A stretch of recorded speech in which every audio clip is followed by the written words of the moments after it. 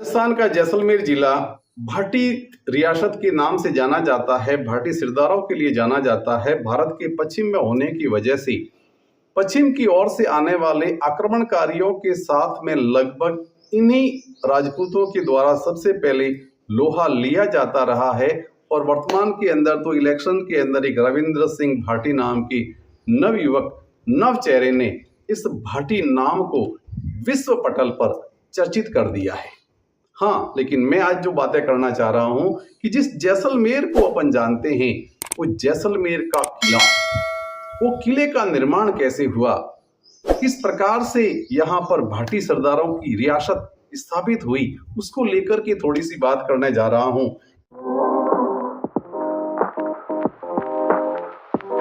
किसी समय की बात है, हालांकि भाटी सरदारों की शौर्य गाथाओं के विषय में हमें कुछ भी बताने की आवश्यकता नहीं है।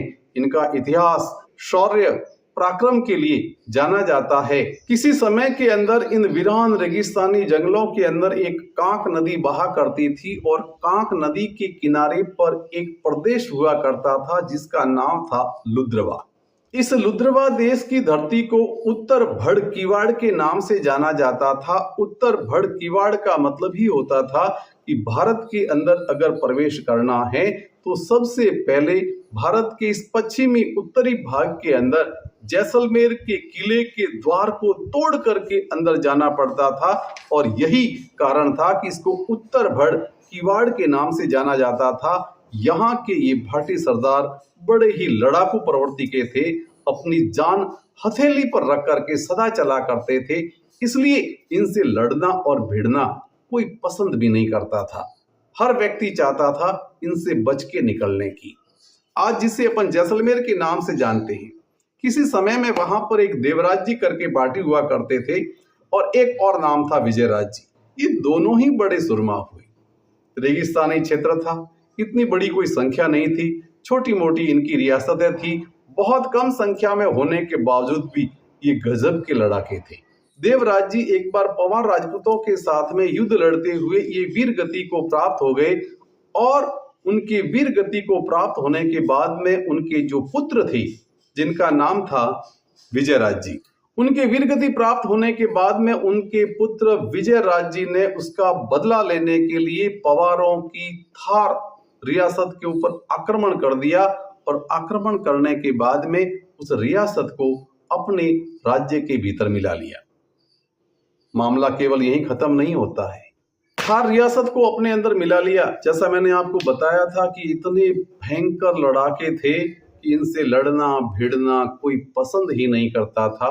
और ऐसे समय के अंदर जब गजनी भारत के अंदर आबू लूटने के लिए आना चाहता था और इसने भी जब जैसलमेर के इन भाटियों के लड़ाकूपन के बारे में सुना तो उसने देखा कि इनसे लड़ने और भिड़ने में अपनी सारी शक्ति नष्ट हो जाएगी। इससे बढ़िया है कि क्यों न इनके साथ में समझौता कर लिया जाए। तब गजनी ने उस समय में तत्काल वहां के युवा ठाकुर भोजराज जी थे, उनके पास में एक संदेशा भिजवाया कि मेरा आपसे लड़ने का कोई इरादा नहीं है, बस मैं तो आबू लूटने के लिए जाना चाहता हूं।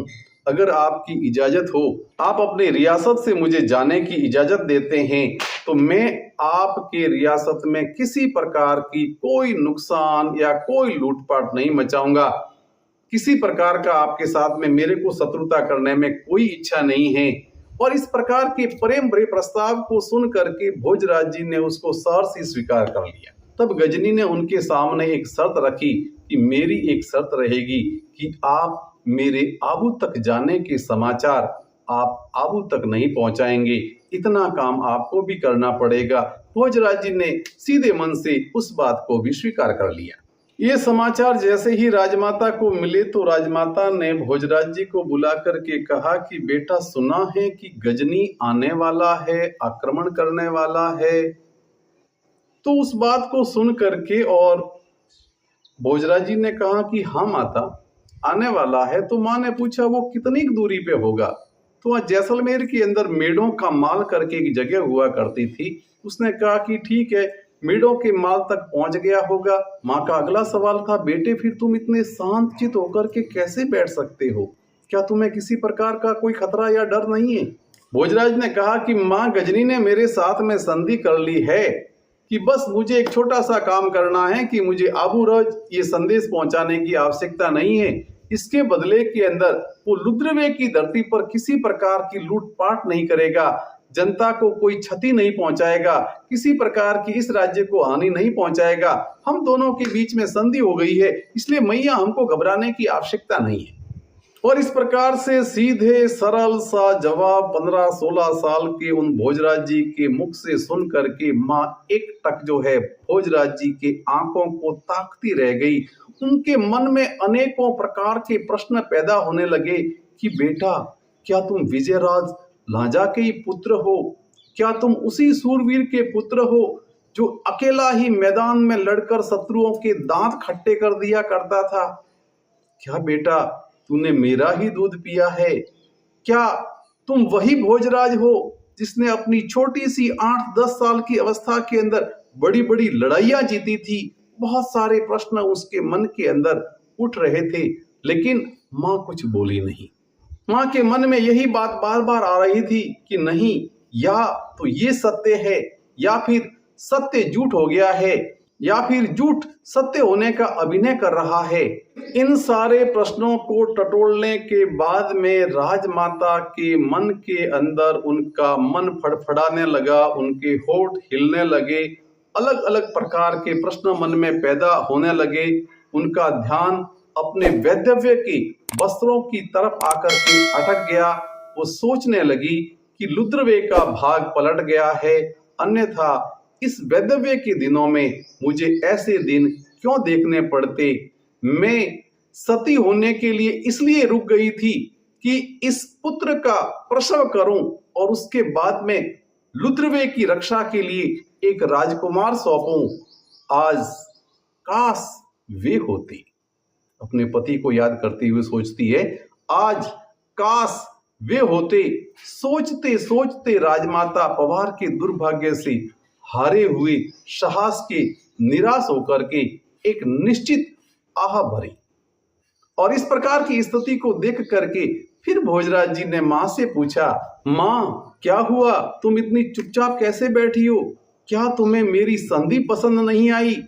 मैंने लुद्रवे को लूटने से बचा लिया, मैंने हजारों देशवासियों की जान बचा ली, मैंने यहाँ की संपत्ति और संपदा की रक्षा कर ली। ये बात सुन करके राजमाता बोली, बेटा, हमारे स्त्रियों के भाग्य में यही लिखा हुआ है और हमें ऐसा ही करना पड़ता है। पहले तुम्हारे पिताजी को आन बान और मान पर लूटने की आदत थी, अपना सर कटाने की आदत थी, लड़ने की आदत थी, इसलिए हमें वो पसंद करना पड़ता था। और वचन जाए पर प्राण न जाए, और वचन चला जाए पर प्राण न जाए, ये बात चूंकि तुम्हें पसंद है और इसलिए मैं तुम्हारी माँ हूँ, और माँ होने के कारण अब मुझे ये भी पसंद करना पड़ेगा। माता के इस प्रकार की बातों को सुन करके और माँ कुछ आगे बोलना चाहती थी, भोजराज जी बीच में ही बोल पड़े कि माँ, तुम्हारी बात मेरी कुछ समझ में नहीं आ रही है। तुम किस आन की बात कर रही हो, किस मान की बात कर रही हो, किसकी आन जा रही है, किसकी मान जा रही है, मुझे कुछ समझ में नहीं आया है। माँ, मुझे सही सही बताओ। तब राजमाता ने कहा कि बेटा, जब तुम्हारे पिताजी रावल जी मेरा पानी ग्रहण करने के लिए आबू आए थे, तब मेरी माँ ने उनके ललाट पर तिलक करते समय, दही का तिलक लगाते समय कहा था कि जवाई राजा, आप तो उत्तर के भड़ किवाड़ पर ही रहना, देखना कोई भी शत्रु आबू के ऊपर टेढ़ी नजर करके देख न पाए, उसकी बुरी नजर कभी आबू को लग न पाए। और तब से तुम्हारे पिताजी ने इस बात को स्वीकार कर लिया था। आज काश तुम्हारे पिताजी जिंदा होते। अभी तो तुम्हारे पिताजी की राख ठंडी भी नहीं हुई है और उसी आबू की तरफ बादशाह तुम्हारे पिताजी की राख को कुचलता हुआ आबू की तरफ आक्रमण करने जा रहा है। दुख इस बात का नहीं है, दुख इस बात का नहीं है कि उत्तर का भड़ किवाड़ चरमरा करके टूट गया। दुख इस बात का है कि उत्तर भड़ का किवाड़ अपने आप खुल गया। अब इसी दरवाजे से होकर के शत्रु की सेनाएं आबू राज तक पहुंचेगी, और जब ये सेनाएं आबू राज तक पहुंचेगी तो मेरी माँ सोचेगी कि मेरे जवाई राज तो वीर गति को प्राप्त हो गए और मेरा दोहिता भोजराज भी इन शत्रुओं से लड़ता हुआ वीर गति को प्राप्त हो गया होगा। अभी राजमाता आगे कुछ कह पाती इससे पहले भोजराज चिल्ला उठा, माँ बस करो, बहुत हो गया।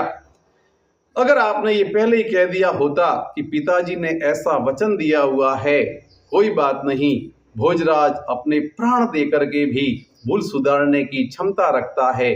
अपने पिताजी के वचनों की कीमत मैं अपने प्राणों को चुका करके पूरा करूंगा। शत्रु समीप है, तूफानों से अड़ने के लिए अब मुझे आज्ञा प्रदान करो। मैं भोला हूँ, भटक गया था, बातों में आ गया था, इस जिंदगी को विधाता की भूल नहीं बनाना चाहता। माँ, तेरे चरणों की सौगंध खा करके कहता हूँ कि गजनी का आबू पहुंचने का सपना बस सपना बन करके ही रह जाएगा। और ऐसा कहते ही उसने युद्ध में कूदने की घोषणा कर दी। और तभी कहते हैं, सूर न देखे टीपणो, सुकन न देखे सूर, मरना नो मंगल गिणे, मुख चढ़े जद नूर। उसी के साथ में उन्होंने घंटा बजा करके अपने काकोशा को बुला लिया, जिनका नाम था जैसल। काकोशा जैसल को बुला करके कहा कि काकोशा, अब मेरे पास में बहुत कम समय है, रण क्षेत्र के जुए में जिंदगी को अपने दांव पर लगाने का, आखिरी बाजी खेलने का समय आ गया है। बादशाह की सेना बहुत पास में आ चुकी है, संभलने का वक्त नहीं है।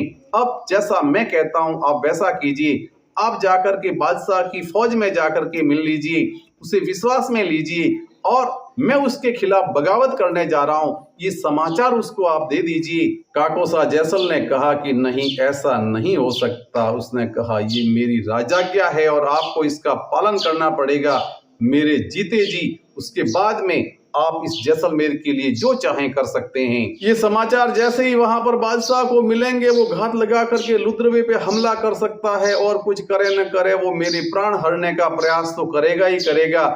इससे पहले कि वो ऐसे प्रयास करें, मैं उसका सामना जंग के मैदान में करना चाहता हूँ। काकोसा जैसल ने बहुत इनकार किया, लेकिन भतीजे भोजराज की युक्ति, उसकी जिद के सामने उनको झुकना पड़ा। और उसके बाद में भोजराज की आज्ञा के अनुसार काकोसा जैसल जो है वो बादशाह के साथ में जाकर के मिल गए। अभी वो समाचार गजनी तक पहुंचा ही था कि इसके पीछे का पीछा जो है भोजराज अपने चंद साथियों के साथ में हवाओं से बातें करता हुआ, आंधी और तूफान की तरह धूल उड़ाता हुआ मैदान जंग के अंदर उतर गया और उसने चारों ओर मार काट मचाना शुरू कर दिया। और देखते ही देखते मद मस्त हाथी की तरह उन्मुक्त होकर चारों ओर लाशों के ढेर लगने लग गए। डर से बड़ा विचलित करने वाला था। धरती फिर जाग उठी थी। कांक नदी की सूखी हुई धारा फिर सजल हो चुकी थी। गुमसुम खड़ा हुआ दुर्ग आंखें फाड़ फाड़ के देख रहा था। उमड़ता हुआ साकार यौवन अध खिले हुए अरमानों को मचलता जा रहा था। देवराज और विजयराज की आत्माओं ने अंगड़ाई लेकर के उड़ते हुए देखा। इतिहास की धरती पर मिटते हुए उनके चरण चिन्ह एक बार फिर उभर आए और उनके मुंह से बरबस निकल पड़ा, वाह रे भोज वाह। 2 घड़ी का समय ढलते ढलते बादशाह की 15,000 से अधिक सेनाएं काटी जा चुकी थी। चारों ओर त्राहिमाम मच चुका था और उधर सिर कटा हुआ, बिना सिर के धड़ भोजराज का युद्ध मैदान के अंदर चारों ओर मार काट मचाता हुआ शांत हो गया। कि शरीर से उठती हुई जवानी के उमड़ते हुए अरमान सो गए, उसकी वह शानदार जिंदगी सो गई, किंतु आन नहीं सोई। आन आज भी जाग रही है। आज भी भोजराज के उसके वीरता के परचम के पर्चे जो हैं हम जैसे लोग सुनाते आ रहे हैं। और उसके बाद उसका अधूरा काम जो था वो चाचा जैसल ने किया। जैसे ही समाचार मिले कि उनका भतीजा जो है भोजराज युद्ध भूमि में वीरगति को पा गया है, तो काकोसा जैसल ने अपने कुछ साथियों के साथ में युद्ध मैदान के अंदर बगावत कर दी और बचा खुचा काम सारा जैसल ने कर लिया। गजनी की सेना को वहां से भागना पड़ा। गजनी के सारे सपने चूर चूर हो गए। आबू लूटने का उसका सपना धूल धूसरित हो गया और वो सज धज करके पूरी तैयारी के साथ में दोबारा आबू लौटने के मकसद से वापस लौट गया। लेकिन भोजराज अपने युद्ध कौशल और वीर गति के द्वारा अभिमन्यु की भांति इतिहास में अपना नाम लिखवा के चला गया। गजनी के जाने के बाद में काकोसा जैसल को पता था कि अब की बार जब गजनी लौट करके आएगा तो निसंदेह वह लुद्रवे की जागीर को तहस नहस कर देगा और उसका मुकाबला करने के लिए और अपना बचाव करने के लिए उन्होंने किले का निर्माण प्रारंभ कर दिया और ऐसा सुदृढ़ किले का निर्माण कर दिया कि गजनी की 7 पीढ़ियां भी उस किले के अंदर पहुंच नहीं सकती थी और उस किले का नाम दे दिया गया जैसलमेर।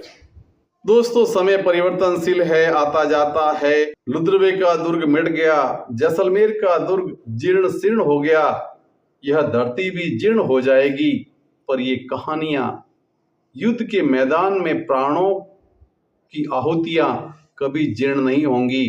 उनकी अमर कहानियां सदा सदा हम जैसे लोग गुनगुनाते रहेंगे। जय हिंद।